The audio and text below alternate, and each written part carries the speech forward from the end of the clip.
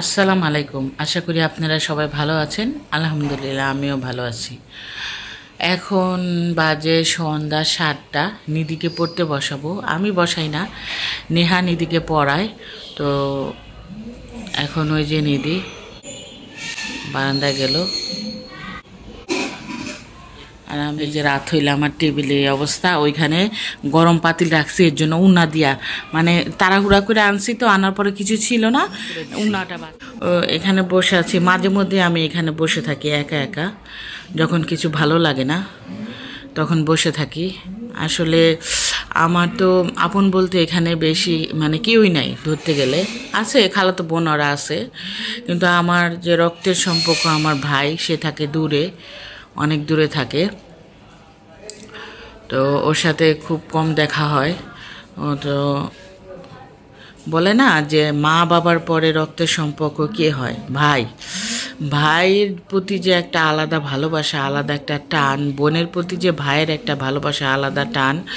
আমার যখনই বেশি খারাপ লাগে বা কোনো জিনিস নিয়ে আমি একটু অস্থির থাকি বা চিন্তিত থাকি বা অসুস্থ থাকি, তখন আমি আমার ভাইয়ের সাথে শেয়ার করি বা কান্না করে ফেলি। আমি আমার ভাইয়ের সাথে কথা বলতে গেলেই আমি কান্না করে ফেলি। তো আমার ভাই আমাকে অনেক বুঝায় বা অনেক মা বাবার মতো, মা বাবা যেরকম বুঝায়, মা বাবা থাকলে যেরকম আমাকে শাসন করতো বা বুঝাইতো, যেটা করলে আমার ভালো হয় সেটা করতো, সেটাই আমার ভাই আমার জন্য করে। সবাই আমার ভাইয়ের জন্য দোয়া করবেন। আল্লাহ জানে আমার ভাইকে অনেক অনেক অনেক হায়াত দেয়, সুস্থ রাখে। আর আমার ভাইয়ের পরিবারটাও জানি ভালো থাকে, আমরাও জানি ভালো থাকি, সুস্থ থাকি। আমি আল্লাহর কাছে সবসময় দোয়া করি আমার পুরা শ্বশুরবাড়ি ফ্যামিলি, আমার ফ্যামিলির জন্য, যে আল্লাহ জানি সবাইকে সর্বপ্রথম সুস্থ রাখে, হায়াত দান করে সুস্থ রাখে, এটাই আমি চাই।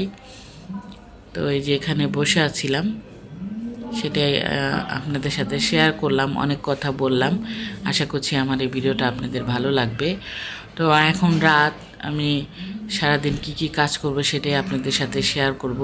আশা করছি আমার এই ভিডিওটা আপনাদের ভালো লাগবে। যদি ভালো লাগে আমার চ্যানেলটা সাবস্ক্রাইব করবেন, লাইক করবেন, কমেন্ট করবেন, শেয়ার করবেন। রাত হয়ে গেছে, অনেক রাত বলতে কি 8টা বাজে। শীতকাল তো, শীত মনে হয় কি অনেক রাত হয়ে গেছে শীতকালে আর কি। আমাদের এখানে অবশ্য রাত 12টা 1টার আগে দোকানপাট কোনো কেউই বন্ধ করে না, খোলা থাকে। মানে রাত্রে 1টা 2টা পর্যন্ত আপনি রাস্তায় গেলে মানুষ চলাচল থাকবে।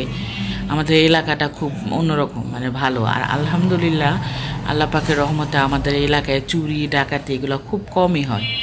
মানে ওই যে দেশ স্বাধীন হওয়ার পরে 4 আগস্টের পরে কয়েকদিন চোরের একটু উৎপাত বেড়ে গেছিলো। তারপর অন্য অন্য এলাকার অনুযায়ী আমাদের এলাকায় ওরকম সেরকম কিছু হয় নাই, আলহামদুলিল্লাহ। আমাদের এলাকায় সবাই একতা আছে, সবাই সবার বিপদে আগায় আসে। এখানে রাতের বেলা আবার তেলাপিয়া মাছ দিয়ে ফুলকপি, তেলাপিয়া মাছ, ফুলকপি, আলু, টমেটো দিয়ে তরকারি রান্না করলাম। এই তরকারিটা আমার অনেক ফেভারিট তরকারি, এটা আমি অনেক মজা করে খাই, আমাদের বাসায় সবাই পছন্দ করে। আর ওই যে বেশি প্রশংসা করছি না যে আমাদের বাসায়, আমাদের এলাকায় চোরের কোনো উৎপাত হয় না। আমাদের পাশের বিল্ডিংয়ে একটা নেশাখোরকে ধরছে, উনি নাকি বিল্ডিংয়ের ভিতরে ঢুকে কেচি গেট লাগাই দিছে। তো মানুষজন ভিড় হয়ে ওনাকে ধরলো। মানে লোকটা এতই অসুস্থ, ঠিক মতো দাঁড়াইতে পারছে না। তো ওরা সবাই মিলে লোকটার কী করলো, মারলো না বেশি, 2-3টা বাড়ি দিয়ে বললো কোত্থেকে আসছো, পরে ওকে আর কি বিদায় করে দিল। মানুষজন অনেক ভিড় হয়ে গেছে।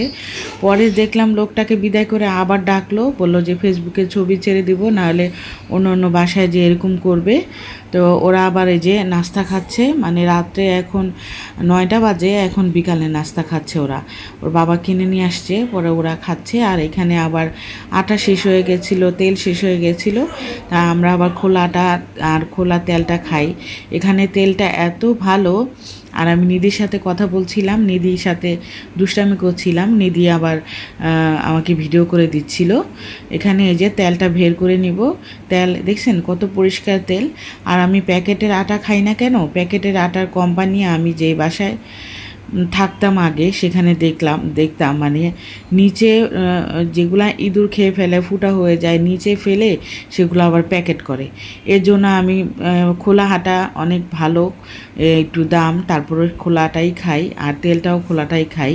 আর এই যে এই জিনিসটা তেল ঢালার জন্য নিধির বাবা আমাকে কিনে দিছে, এটা একটা আমার আম্মাও কিনে দিছিল, সেটা হারায় গেছে। তো এইটা দিয়ে তেল ঢালতে অনেক সুবিধা, তেল আর কি নিচে পড়ে না।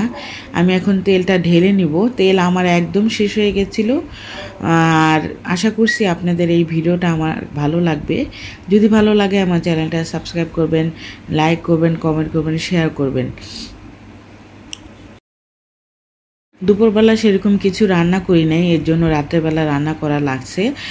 আর এই যে তেলটা আমি ভালো করে ঢেলে নিলাম, আর নিধিকে বললাম যে তুমি পারবা। নিধি আবার হাসতেছে। মনে মনে আমি ভাবছিলাম যে আমি পারি না, আমার মেয়ে কি পারবে। এই জিনিসটা আনার পরে একটু তেলটা ঢালা অনেক সহজ হয়ে গেছে। নিধির বাবা যখন মাঝে মধ্যে বাইরে থাকে তখন এইভাবে পলিথিন করে তেল নিয়ে আসে।